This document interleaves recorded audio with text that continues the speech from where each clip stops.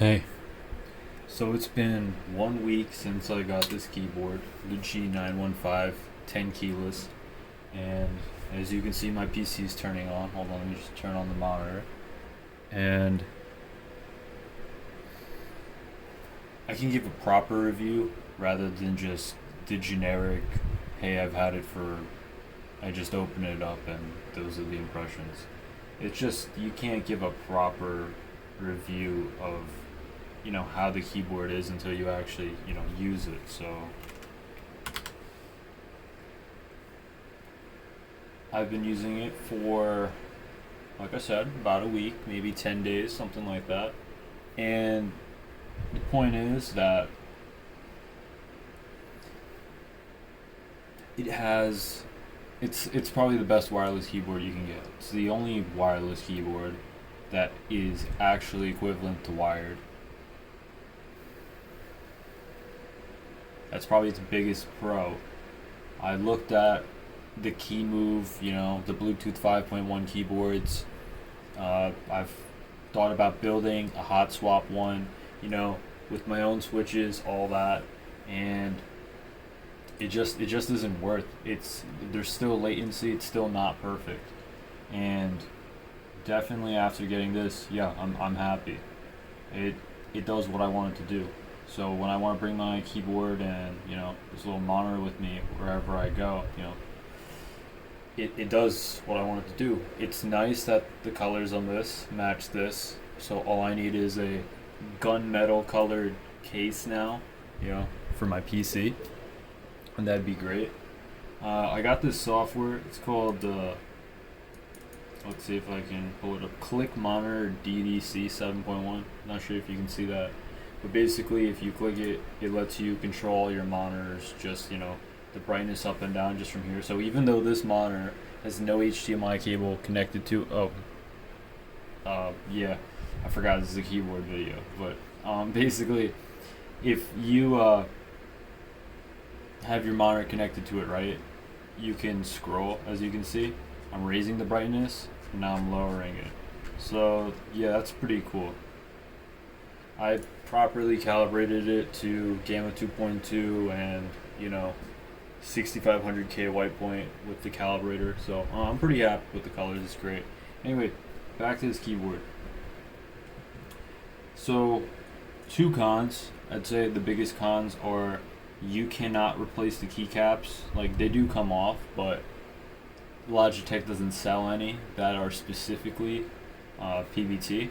I would prefer if we could get PBT keycaps for this. In general, for everybody, maybe some people would like 65% or another layout or something, but it's nice, honestly. If you have to hop into the BIOS, mess around with some overclock settings, just Alt F4 without a layer, it's nice, it's easy. So yeah, 10 keyless. The design does look nice. The board feels good. Honestly, dude, just PBT keycaps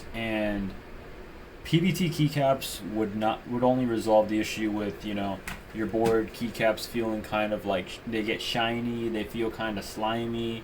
Like, I wash my hands every time before using the keyboard, and you're still gonna have the issue of it's just ABS keycaps. They just feel kind of like that feeling is just, it always feels like somebody ate pizza, didn't wash their hands, and the pizza oils are like always in the keycaps. It's always going to feel like that.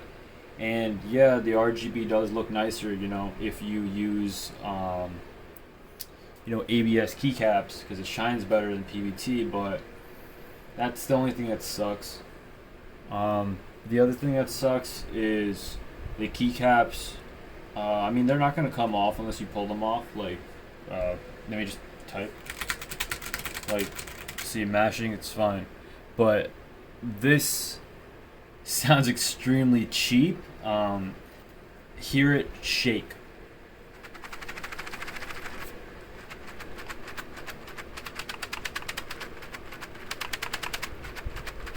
So yeah, that is the rattle of the keycaps.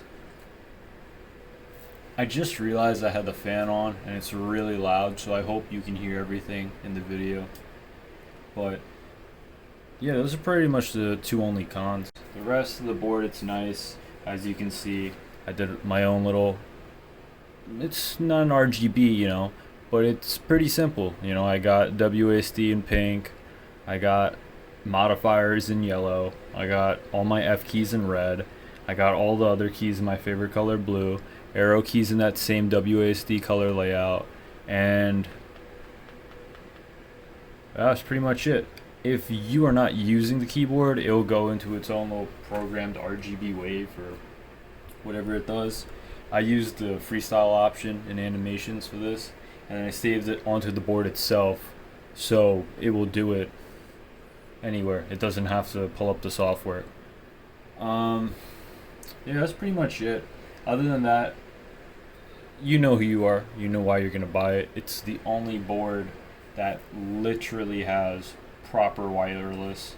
If they were able to put this wireless, or if I was able to mod this keyboard, take out the Lightspeed Wireless and put it in my Dygma Raise, yeah, that'd probably be like, the board for me.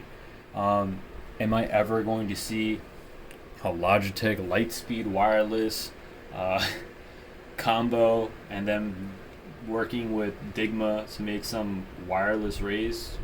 Probably not. If it did come out, it'd probably be $100 more, and I don't know how many people are gonna pay $370 or $400 for that keyboard. I probably would, because it'd be like perfect for me. But honestly, this is great, because if somebody needs to use it, or just in general, everybody knows how to use a TenKeyLess or regular QWERTY keyboard. Staggered layouts, very simple. Honestly, great board. Volume wheel is nice, comes in handy.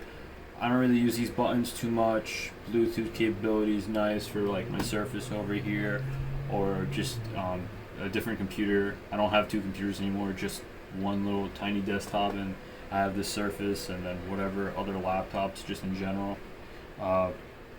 Same thing goes for this trackball. It has a very similar wireless capability. It uses wireless and then it also uses Bluetooth. Same functionality. So if you wanted to, bring this, use this at work with this, it'd work fine, And you could always leave your little dongle, like the actual adapter that it comes with, in your PC or whatever, and then just use Bluetooth on the work computer, so you don't have to install anything or take it out every day. However you work, I have no idea. An example is the G Pro Wireless. I have a friend who personally loved this mouse so much, he literally brings it with him to work every single day. Obviously not right now, because everybody's pretty much working from home if you can, but he literally would bring it to and from work, and sometimes he would leave the wireless adapter plugged into the work PC, and then he brought the mouse home, but he forgot, so he came home and he saw it like that, and he's like, forgot to bring the adapter. Looks like no PC mouse at home today. But yeah, that's pretty much it. Those are the updates. I can't think of anything else. I pretty much showed everything else. I was playing Doom, but it's really nice. Like I said, you know who you are. You know if you want it, because you have no other options on the market. This is pretty much it. Next thing I'd probably look into to complete all of this is probably a nice Logitech wireless pair of headphones. Maybe it's the G933 or the G935. I have the G930s. I don't know. We'll see if they improve them. I have no idea. But it would be nice to just have one software control all of them, rather than me having to get, the Corsair one for this, the Astro one's for this, I don't want multiple software. I just want it to be clean. I like Logitech because of their warranty policy. They're pretty good. But yeah, that's pretty much it. The quality is good too. So yeah, that's pretty much it. Maybe in the future, who knows? Somebody will actually have a wireless which is equivalent to wired like this. But as of now, no. And that's pretty much it. All right. Thank you. And have a nice day. See you. Unfortunately, I can only record for 5-minute intervals with 4K 60 on, so I've completely forgotten what the second half of this 10-minute video was. So I just saw that I left off on these caps not being PVT, and they shake a lot. So what I was saying is the perfect board for me would probably be Dygma and Logitech doing a partner up, and I got this Lightspeed Wireless in a board, and maybe it costs $100 more. Who's gonna pay $370 or $400 for that board? I don't know. You know who you are. You know, I know who I am. And the point is, this is a good board. Like, if you want to bring it to your work, you know, back when everything is normal. If you want to use the Lightspeed Wireless, leave that dongle in your, I don't know, your desktop, your laptop, and then you want to use the Bluetooth, you can. I have similar functionality on my trackball. It uses a Wi-Fi, it uses the adapter that it comes with, and then it uses the Bluetooth that it also has built in. There's an option on the bottom, you just flip in between. But yeah, basically, I was saying how the color scheme on this is nice. It matches my monitor. I would be looking into getting a gunmetal colored case. Back to the work thing, I have a friend who does that. He loves his G Pro Wireless so much that he actually brings it with him to work and back. He's actually forgotten the wireless adapter sometimes, the thing in there, and he's brought the mouse back home and he couldn't use it because, you know, he forgot it. I was also showing how I have my layout. So WASD is in this like pinkish purple color, and then same thing for the arrow keys and the G logo. I have my modifier all in yellow. I have blue for like my favorite color for most of the keys. The number row is a darker blue, and then the red is for the F keys. So it's a simple layout. You go to freestyle in the software, and then you just set it. And if I don't use it for a while, it will just go into its own little RGB color wave thing. Or as you can see, it has the auto standby mode, and then, you know, it saves battery life. The mouse does the same thing. I don't know if it's off right now. No, but you'll see a bottom thing come up and it'll show you your DPI logo. Just how fast it is. It just, you know, it auto resumes. It's conserving battery life. Let's just check real quick what my battery life is at right now on both of these. So keyboard's at 76%, mouse 78%. I charged both of these. I don't know if I should say it was the beginning of this week. I really don't remember.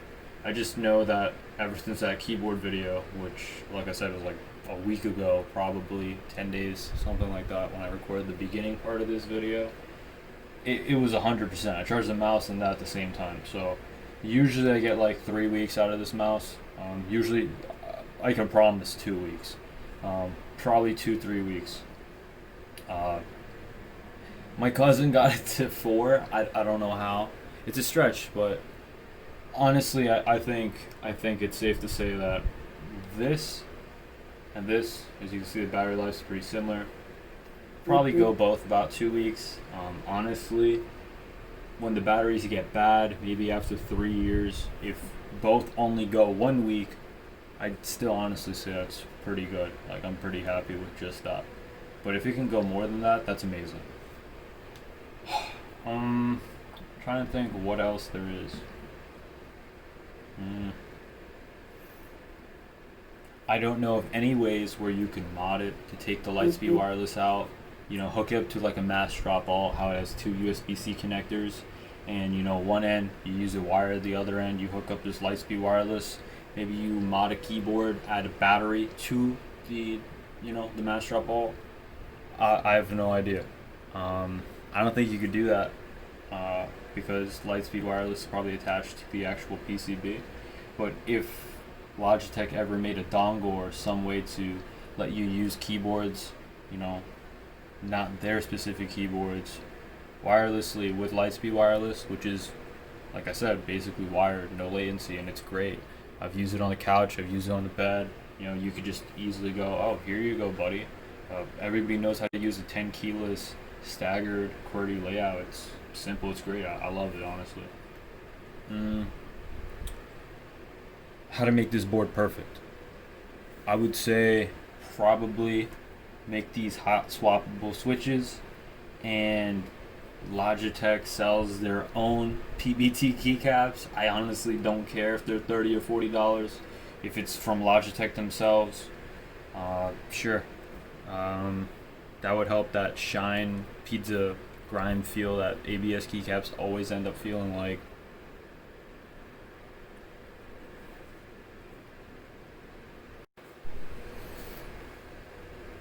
Yeah, but final, to make this board perfect, I would say if we could make these switches hot swappable, if we could get Logitech to sell PBT keycaps, from them, maybe it costs about $30-$40, and maybe there's some way to fix this.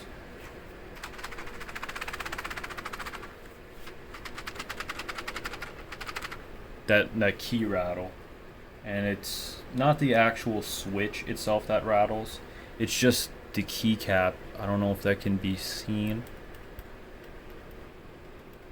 Like it just if you look up like how Cherry low profile switches or Khalil low profile oh my god, Khalil low profile switches are, and there's only like 2 mounting points. I mean, I showed you in the last video with the Zeal switches how it's a PCB mount, how it's 5 prongs. One second.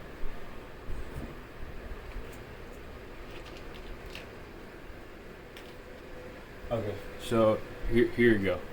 So these are Cherry RGB reds, right? And then you can see how it has that one little stem. It's got the 2 connection points, and then boom, just like that, right? And then the PCB mount would have 2 prongs here and here, so it'd be 5 points of contact, right? So here's what a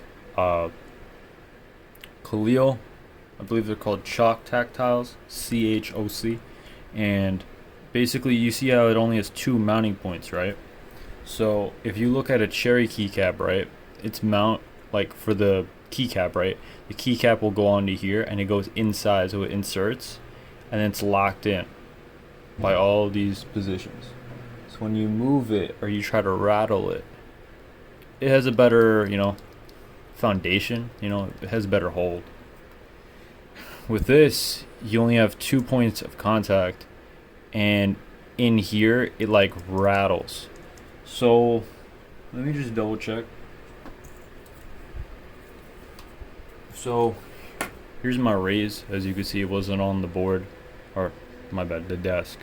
If you look at the Raise, and if you look at how much this low profile switches rattle, they don't rattle as much. Look at how much movement there is. I'm trying to illustrate. You see that?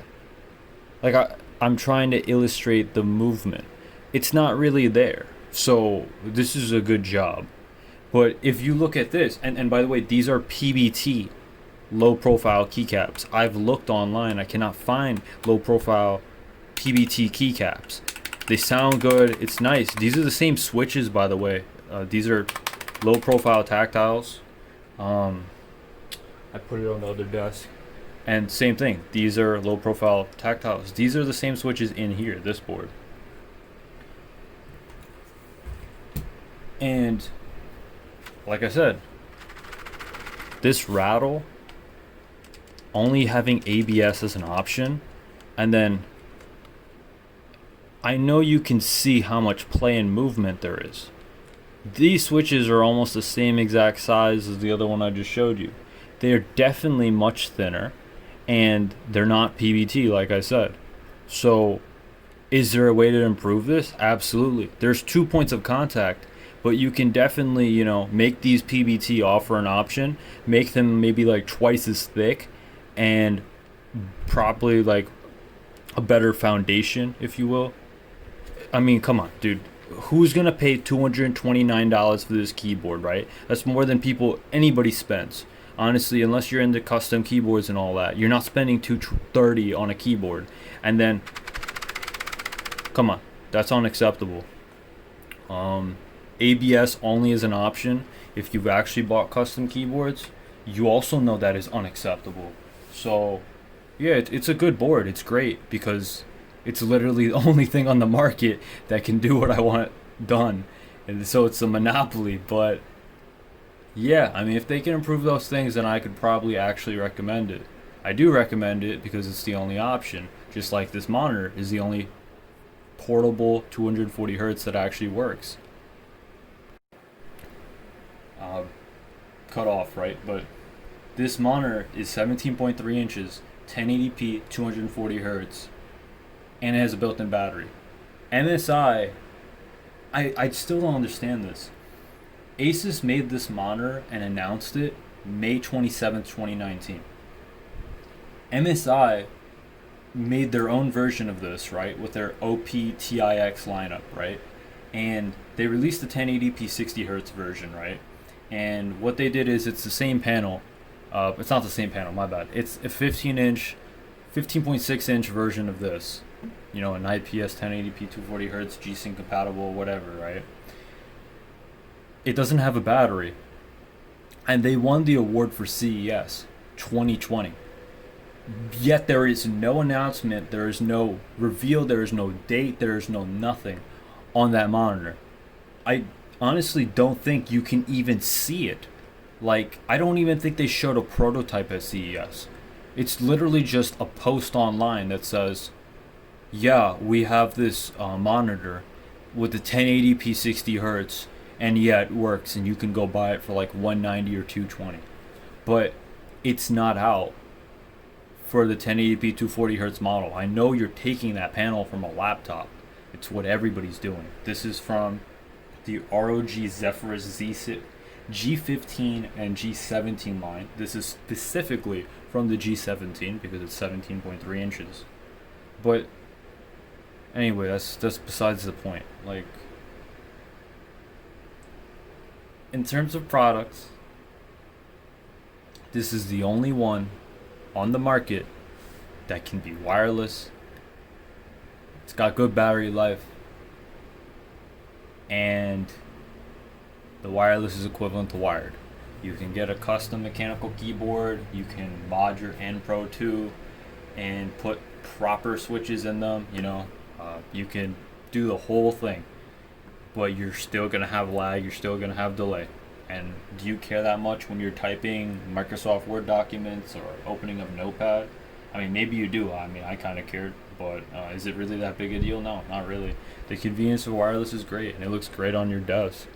It's pretty much the only reason I've been using this all the time.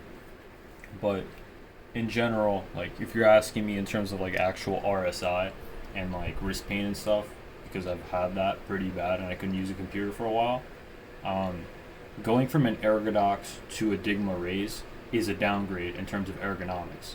Absolutely. The main reason why I love the Raise over the Ergodox is just because Ergodox was a Kickstarter in 2015. They use a mini USB cable. We're not going to go into how difficult it is to find the proper mini USB cable that's custom, or just in general how it's ugly and it's old, and I don't want to use an aviator connector or cable and stuff like that. The aviation ones, you know, and then they have like, you can attach whatever you want. So even though you buy one custom cable, you can always just buy another attachment, like USB-C, mini USB, micro USB, just like that. Comes on and off. It's cool. It's a nice design. It's just, I don't know, if that goes with part of your desk setup, get it. I mean, I don't know. I didn't want it. I didn't want to bother. So the other thing was flashing. With the Raise, you can easily go to the software, click, save changes. Change this to a different LED, boom, save changes. You can do the same thing on the G915. Boom, go to game mode, okay, boom, game mode is on. Windows key doesn't work in games. So now when you drop shot or you run, or you know, you press something, you don't have an issue. That's nice, you know, it's simple things like that. The flashing really needs to get updated. It's archaic. It's absolutely like, it's a no. Because when you flash on it, you need a paper clip, you need a click, you need to create your layout online, and then afterwards you download the layout. After saving the layout, then you have to go to your downloads, find that, drag and drop it into the software they make you install, and then, okay, is it good? Are we good? Yes. Then you have to click flash, and then to flash you have to put the paper clip in. It flashes, puts the keyboard in DFU mode, and then boom, here you go. Here's your new layout. Oh wait, I didn't like that LED. Go back to our website, do it again. Yeah, so it's absolutely ridiculous. Maybe it was cool, in 2015, but it's not cool anymore. It's that is not quality of life. That is not $400. In terms of value, usually there's like a certain point where you reach a stopgap, and it's the equivalent for audiophile headphones. Maybe there's a big difference between $50 headphones and then $130 and then $300. All right, so maybe that's like going from like Sennheiser. Okay, so like the lowest version of like the Philips headphones, and then to X2 HR or X2 FR XR, something like that.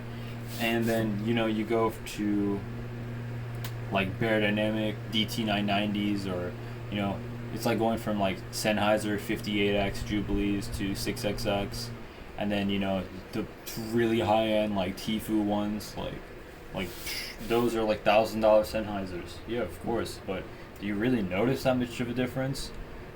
No, it's definitely not the same as going from like a $10 pair of earbuds to Beyerdynamic DT990 Pros with a DAC.